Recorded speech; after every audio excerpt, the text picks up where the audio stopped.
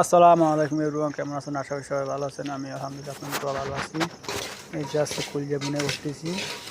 তো প্রথম আমি একটু ভাপা নিয়েছি সিদ্ধ করে লবণ দিয়ে, এখন ধুয়ে হলুদ মরিচ দিয়ে ম্যারিনেট করতেছি।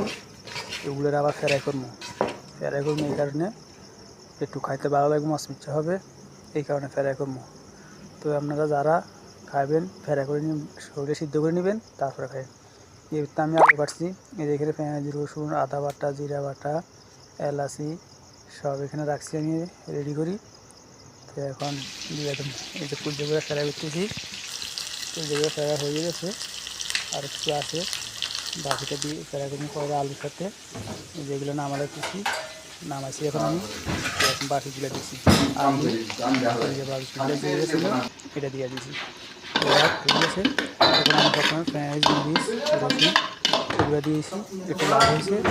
এখন হলুদ, মরিচ, লবণ, লাল মরিচ মশলা এগুলো দিয়েছি, আদা বাটা সব দিয়ে দিয়েছি, এলাচি, তেজপাতা সব দিয়ে দিয়েছি। এই যে সুন্দর কালার আসছে, এখন কুলজাগুলো দিয়ে দিয়েছি আলুর সাথে। এই যে বাকি কুলজাগুলো দিয়ে দিই, ঠিক আছে, দিয়ে দিয়েছি।